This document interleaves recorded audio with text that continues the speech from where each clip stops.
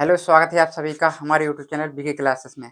आज की इस क्लास में हम बात करने वाले हैं धातु और अधातु। आज का जो चैप्टर होने वाला है वो हमारा है धातु और अधातु।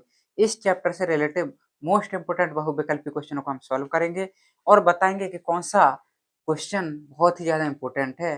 तो आज के इस क्लास में हम प्रीवियस ईयर क्वेश्चनों को सॉल्व करने वाले हैं, तो वीडियो के अंत तक बने रहिए और इसी के साथ हम आज का वीडियो शुरू करते हैं। इससे पहले जो भी बच्चे हमारे यूट्यूब चैनल पर नए हों, कृपया करके चैनल को सब्सक्राइब कर लें एवं अपने दोस्तों में शेयर करना ना भूलें। चलिए वीडियो को शुरू करते हैं।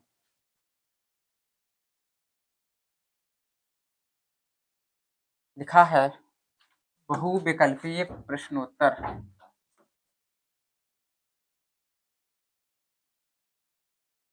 बहुविकल्पीय प्रश्नोत्तर में है निम्नलिखित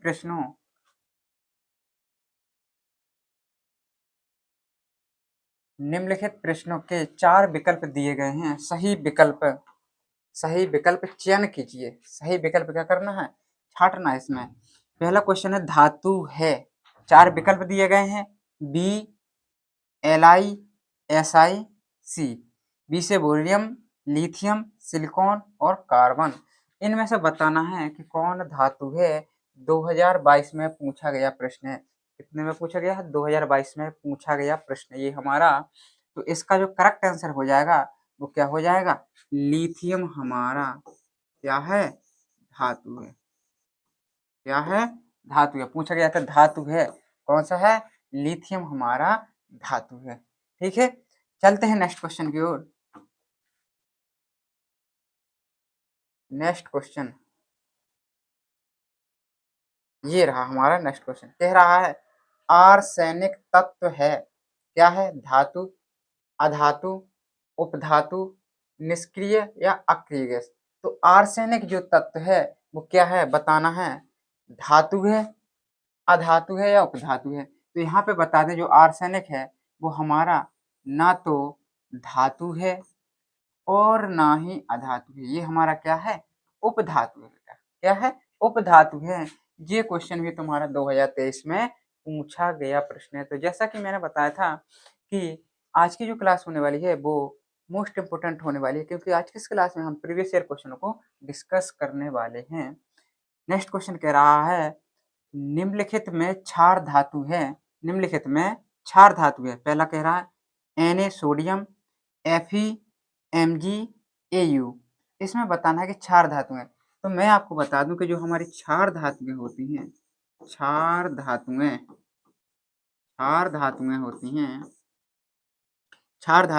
ये याद रख लेना। Li के Na, लिथियम, पोटेशियम, सोडियम, ये हमारी क्षार धातुएं होती हैं। क्या होती हैं? क्षार धातुएं होती हैं। तो देख लेंगे इनमें से कौन सा विकल्प दिया गया है। Na दिया गया है हमारा, तो यही करेक्ट आंसर हो जाएगा। Li और K तो दिया नहीं है, तो ये सारे क्वेश्चन गलत हो जाएंगे। यही पूछा गया था कि निम्नलिखित में क्षार धातु हैं, तो क्षार धातु क्या हो जाएगा हमारा? सोडियम हो जाएगी क्षार धातु। ये हमारा करेक्ट आंसर हो जाएगा। ये 2023 में पूछा गया प्रश्न है। कब पूछा गया है? 2023 में पूछा गया प्रश्न बेटा। नेक्स्ट क्वेश्चन कह रहा है, देखो आ गया ना। क्षार धातुएं हैं BeMgCa, LiNaK, BAlGa, CuAgAu। तो इसमें बताना है कि क्षार धातुएं, तो अभी मैंने बताया था कि क्षार धातुएं अभी जस्ट बताया है LiNaK, ये हमारी क्षार धातुएं हैं। चलते हैं नेक्स्ट क्वेश्चन की ओर। नेक्स्ट क्वेश्चन हमारा आ जाता है एंटीमनी है। एंटीमनी क्या है बेटा? धातु है, अधातु है, उपधातु है, मिश्र धातु है। क्या है एंटीमनी ये बताना है। तो एंटीमनी हमारा क्या हो जाएगा? धातु हो जाएगा। क्या हो जाएगा? धातु हो जाएगा एंटीमनी हमारा। ये हमारा करेक्ट आंसर हो जाएगा। ये क्वेश्चन वेरी वेरी इंपॉर्टेंट है। 2023 और 2024 में पूछा गया प्रश्न है बेटा। ठीक है, इसके बाद नेक्स्ट क्वेश्चन चलते हैं। तेरा खाद्य पदार्थों को सुरक्षित रखने के लिए डिब्बों में जिंक के स्थान पर टिन का लेपन होता है, क्योंकि जिंक अपेक्षाकृत कम अभिक्रियाशील है। टिन अपेक्षाकृत कम अभिक्रियाशील है। जिंक का गलनांक कम होता है। टिन का गलनांक कम होता है। इसमें बताना है कि कौन सा करेक्ट आंसर है। तो चलिए बताइए जल्दी से। चलिए बताइए, ये 2019 में पूछा गया प्रश्न है। कब पूछा गया है? 2019 में पूछा गया प्रश्न है। तो इसका करेक्ट आंसर हो जाएगा हमारा, टिन अपेक्षाकृत कम अभिक्रियाशील है। किसकी तुलना में? जिंक की तुलना में। किसकी तुलना में? जिंक की तुलना में हमारा जो टिन है वो क्या है? कम अभिक्रियाशील है। इसी कारण ये सत्य हो जाएगा। नेक्स्ट क्वेश्चन, नेक्स्ट क्वेश्चन चलते हैं। ये रहा हमारा नेक्स्ट क्वेश्चन। क्या कह रहा है? निम्नलिखित में से कौन सी धातु जल के साथ सामान्य ताप पर ही अभिक्रिया कर लेती है? ये हमें बताना है कि कौन सी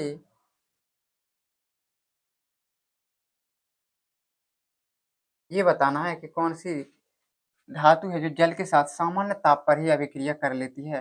पहला है कॉपर, आयरन, मैग्नीशियम, सोडियम। ये क्वेश्चन हमारा बहुत ही ज़्यादा इंपॉर्टेंट है। 2011, 12, 18 और 20 में पूछा गया प्रश्न है। तो इसका करेक्ट जो आंसर होने वाला है, जो सामान्य ताप पर ही अभिक्रिया कर लेती है, तो सोडियम एक ऐसी धातु होती है जो वातावरण में अगर थोड़ी सी भी खुली हवा पाई तो तुरंत ही आग पकड़ लेगी। ठीक है, इसलिए सोडियम धातु को हमेशा मिट्टी के तेल में डुबो कर रखा जाता है। किस में रखा जाता है? मिट्टी के तेल में डुबो कर रखा जाता है, ताकि ये खुले वातावरण में ना आए और जल्दी ही आग ना पकड़े। तो इसलिए कहा है कि सामान्य ताप पर अभिक्रिया कर लेगी। तो कौन सी धातु हो गई? सोडियम हो गई। नेक्स्ट क्वेश्चन चलते हैं।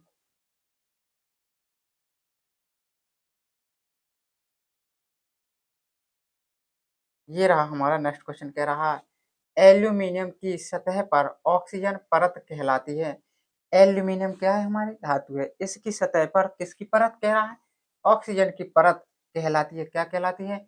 एनोडिंग, कैटिनेशन, बेसेमरीकरण, इनमें से कोई नहीं, यानी नन ऑफ दीज। इस तरीके से भी लिखा हो सकता है। इसका मतलब होता है नन ऑफ दीज, इनमें से कोई नहीं। तो यहाँ पे जो करेक्ट आंसर होने वाला है, एनोडिंग हमारा करेक्ट आंसर होने वाला है। ये भी 2022 में पूछा गया प्रश्न है बेटा। ठीक है, तो इसको बहुत अच्छे तरीके से कंप्लीट करना, ये भी बहुत ज्यादा इंपॉर्टेंट है। नेक्स्ट क्वेश्चन कह रहा है जस्ता धातु हाइड्रोक्लोरिक अम्ल से क्रिया करके कौन सी गैस निष्कासित करती है?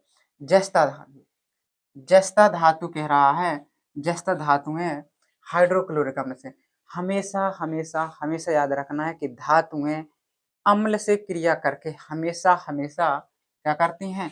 हाइड्रोजन गैस विस्थापित करती हैं। कौन सी गैस विस्थापित करती हैं? Hydrogen gas. कब स्थिति बनेगी? जब तुम्हारी धातु प्लस अम्ल की क्रिया किया जाए। जब धातु और अम्ल परस्पर क्रिया करते हैं तो क्या होता है? यहाँ पे तत्व बन जाएगा तुम्हारा, यहाँ पे हाइड्रोजन गैस निकल जाएगी। तो यही पूछा था कि जस्ता धातु, तो यहाँ पे धातु आ गया, हाइड्रोक्लोरिक तुम्हारा अम्ल आ गया। तो धातु अम्लों से क्रिया करके क्या करेगी? हाइड्रोजन गैस विस्थापित करेगी। तो यहाँ पे था ओजोन गलत हो जाएगा, ऑक्सीजन गलत हो जाएगा, नाइट्रोजन गलत हो जाएगा और hydrogen is the correct answer हो जाएगा। तो यहाँ पे जस्ता धातु कहा था। अगर कोई सी भी धातु कह दिया जाए, कोई सी भी धातु कह दिया जाए और अम्लों से क्रिया हो रही हो, तो हमेशा ही हाइड्रोजन गैस विस्थापित होगी या हाइड्रोजन गैस उत्सर्जित होगी। ठीक है, अगला क्वेश्चन, नेक्स्ट क्वेश्चन। निम्न में से कौन सी धातु ठंडे जल से हाइड्रोजन गैस निकालती है? ठंडे जल से हाइड्रोजन गैस निकालती है, ये बताना है। तांबा, सोना, पोटेशियम, एल्यूमिनियम। तो इसका हमारा करेक्ट आंसर हो जाएगा पोटेशियम। पोटेशियम है जो ठंडे जल से हाइड्रोजन गैस को निकालती है। यहाँ पे 2023 में पूछा गया है, 18 में पूछा गया, 23 में, 24 में। इतना ज़्यादा इंपॉर्टेंट है ये क्वेश्चन, कई बार पेपर में पूछा गया है। ठीक है, तो इन क्वेश्चनों को बिल्कुल भी स्किप मत करना, इनको बिल्कुल याद कर लो। क्या कर लो? याद कर लो, बिल्कुल माइंड में छाप लो, क्योंकि ये क्वेश्चन बहुत ही ज्यादा इंपॉर्टेंट होने वाले हैं यूपी बोर्ड एग्जाम 2026 के लिए। ठीक है, नेक्स्ट क्वेश्चन। निम्न में से कौन सी धातु अम्ल से हाइड्रोजन विस्थापित करती है? अम्ल से विस्थापित करती है कौन सी धातु अब इसमें देखना कि धातु, क्योंकि अभी बताया है ना कि धातु अम्ल से क्रिया करके हाइड्रोजन गैस विस्थापित करती है, तो देखना यहाँ पे धातु हो जाएगी, कौन सी धातु हो जाएगी, यहाँ पे हमारी जिंक हमारी धातु हो जाएगी Zn। ठीक है, कॉपर Hg Ag ये हमारे क्या है, हाइड्रोजन गैस को विस्थापित नहीं करती हैं। क्यों नहीं करती हैं, देखो यहाँ पे आ गया है हमारा Hg, ये भी क्या है, हमारा धातु है, क्या है, धातु है, लेकिन ये क्या है, हमारे जो अभिक्रियाशील श्रेणी है, धातुओं की क्रियाशील श्रेणी है, उसमें हाइड्रोजन से नीचे ये धातुएं आती हैं, कौन कौन, ये और ये क्या है, हाइड्रोजन से नीचे स्थित हैं। और जबकि हमारी अभिक्रियाशीलता की जो शर्त होती है, हाइड्रोजन से जो ऊपर स्थित धातुएं होती हैं, केवल वही हाइड्रोजन गैस को अम्ल से विस्थापित कर पाती हैं, जो हाइड्रोजन से नीचे स्थित होती हैं वो विस्थापित नहीं कर पाती हैं। तो ये सारे कुछ हमारे गलत हो जाते हैं, जबकि ये हमारे धातु हैं, क्या है, ये धातु है, लेकिन ये हाइड्रोजन से नीचे स्थित हैं, क्या है, नीचे स्थित हैं, इसलिए ये उसको विस्थापित नहीं कर पाएंगे। ये भी 2011, 13, 22 में पूछा गया प्रश्न है हमारा। ठीक है, तो यहाँ पे करेक्ट आंसर हो जाएगा हमारा Zn। नेक्स्ट क्वेश्चन हमारा ये रहा,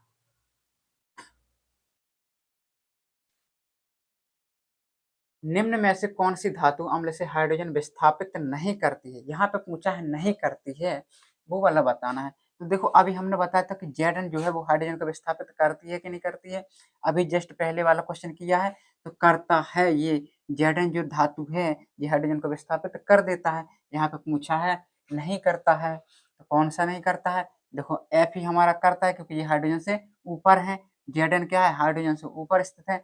जी बेटा हम बता रहे हैं अभिक्रियाशीलता की जो श्रेणी होती है, तो मैंने टेबल बनाई होगी, ठीक है, तो उसमें जो होता है वो हाइड्रोजन से ऊपर स्थित धातु होती हैं, वे अम्ल से हाइड्रोजन को विस्थापित कर देती हैं। तो हाइड्रोजन से ऊपर स्थित धातु Fe होती है, Zn Mg, केवल Cu हमारा करेक्ट आंसर हो जाएगा, जो कि हमारा हाइड्रोजन से नीचे स्थित धातु है। क्या है, नीचे स्थित धातु है। तो यहाँ पे पूछा था नहीं, एक चीज याद रखना, नहीं पे बहुत ज्यादा क्वेश्चन को बहुत अच्छे तरीके से पढ़ने की आवश्यकता होती है। अगर तुमने थोड़ी सी भी लापरवाही की और जल्दी जल्दी तुमने क्वेश्चन देखा और देख लिया कि विस्थापित करती है, तो तुमने देखा Zn विस्थापित कर दिया, टिक मार दिया, वहीं गलत हो जाएगा तुम्हारा, और तुम कहोगे कि हम तो सही करके आए हैं। 2014, 15, 20 में पूछा गया प्रश्न हमारा, तो इसका जो करेक्ट आंसर हो जाएगा वो क्या हो जाएगा, Cu इसका करेक्ट आंसर हो जाएगा। चलते हैं नेक्स्ट क्वेश्चन के। अम्ल से क्रिया करके हाइड्रोजन गैस विस्थापित करने वाली धातु है। यहाँ पर पूछा है कि भाई अम्ल से जो क्रिया करे हाइड्रोजन गैस विस्थापित करे तो कौन सी धातु है। अभी पढ़ के आए हैं Zn, Zn ही तो है एक जो विस्थापित कर देती है हाइड्रोजन को। ये क्या है, PtCuAg, ये हमारी हाइड्रोजन से नीचे स्थित धातु है। क्या है, नीचे स्थित धातु है। ऊपर क्या है, हमारे हाइड्रोजन से ऊपर केवल Zn एक ही धातु दी गई है जो हमारी ऊपर स्थित धातु है। ठीक है, नेक्स्ट क्वेश्चन यहाँ पे पूछ रहा है, कॉपर तांबा का अयस्क है। कॉपर तांबा का अयस्क है, क्या है, बॉक्साइट, मेलेकाइट, कॉर्नेलाइट, सीडेराइट, क्या है इसका आंसर। ये भी 2011 और 15 में पूछा गया प्रश्न है। ठीक है, तो कैसे करना है, कॉपर तांबा का अयस्क है, कौन सा हो जाता है, मेलेकाइट इसका करेक्ट आंसर हो जाएगा। हमारा मेलेकाइट जो है वो कॉपर का अयस्क है।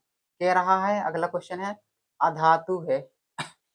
अधातु है, क्या है अधातु, KFAlNa।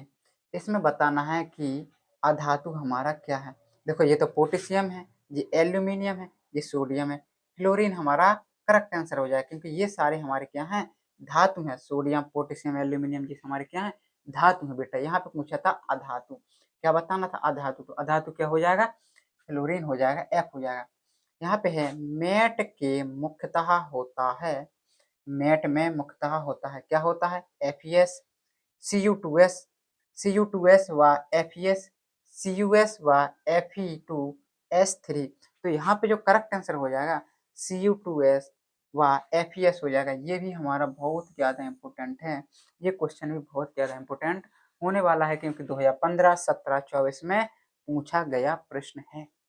ठीक है, इसके बाद चलते हैं हम, इसके बाद नेक्स्ट क्वेश्चन आ जाता है हमारा। नेक्स्ट क्वेश्चन है, निम्नलिखित में से कौन सा तत्व तनु अम्ल के साथ संयोग करके हाइड्रोजन गैस निकालता है? क्या है? तनु अम्ल से तनु अम्ल के साथ संयोग करके हाइड्रोजन गैस निकालता है।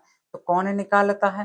कौन निकालता है? धातु निकालते हैं। ठीक है, अब यहाँ पे देखना है, क्लोरीन, तांबा, सल्फर, जस्ता, जिंक। अभी पढ़ के आए हैं, जस्ता जिंक हाइड्रोजन को विस्थापित कर देता है। ये भी 2020 में पूछा गया प्रश्न है।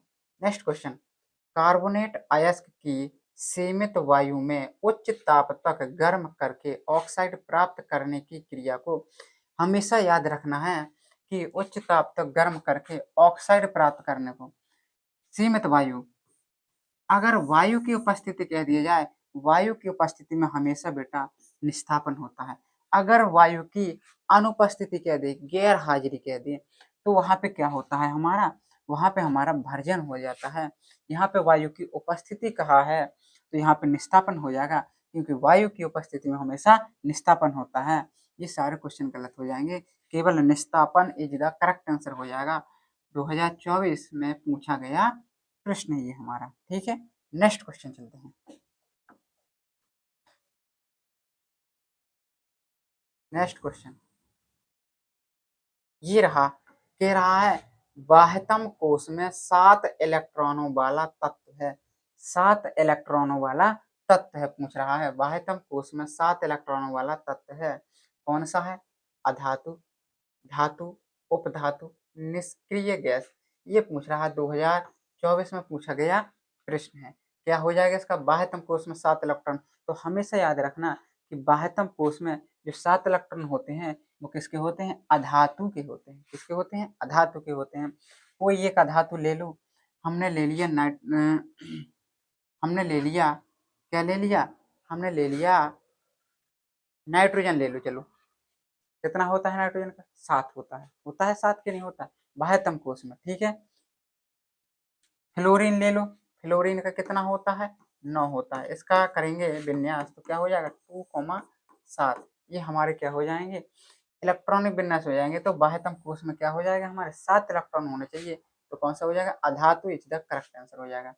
नेक्स्ट क्वेश्चन, निम्नलिखित में कौन अधातु है? निम्नलिखित में कौन अधातु है? अधातु बताना है। Chromium, Cr, Fe double plus, He, Hg।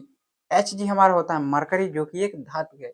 यहाँ पे पूछा था अधातु, तो अधातु हमारा helium is the correct answer हो जाएगा। क्या हो जाएगा? Helium is the correct answer हो जाएगा। ठीक है, नेक्स्ट क्वेश्चन,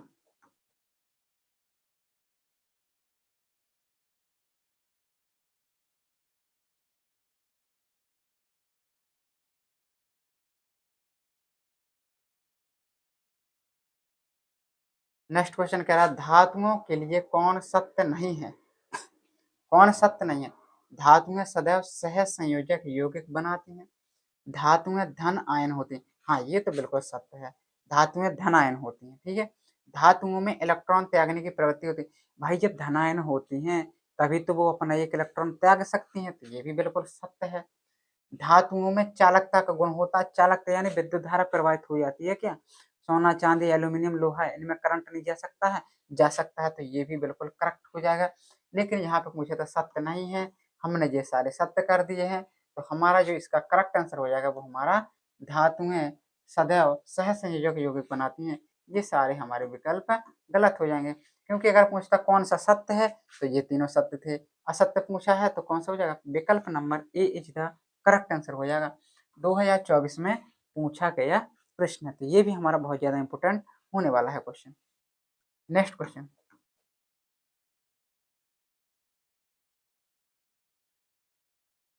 ये रहा हमारा क्वेश्चन, निम्नलिखित में कौन सी धातु कमरे के ताप पर ठोस अवस्था में नहीं होती है?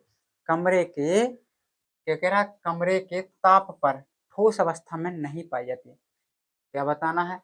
धातु भी होने चाहिए और कमरे के ताप पर ठोस अवस्था में पाई ना हो, पाई या ठोस अवस्था में ना हो, ऐसी धातु बताना है। तो कौन सी हो जाएगी? Magnesium, mercury, copper, aluminium. तो हमारी एक ही धातु है मरकरी। मरकरी ही एक ऐसी धातु है जो क्या होती है, कमरे के ताप पर ठोस अवस्था में नहीं पाई जाती है। ठीक है, नेक्स्ट क्वेश्चन। कह रहा फफोलेदार तांबे में कॉपर की प्रतिशत मात्रा होती है, कितने परसेंट होती है फफोलेदार तांबे में? तो 98% हमारा क्या होता है, कॉपर की प्रतिशत मात्रा होती है। 2016 में पूछा गया ये हमारा प्रश्न है।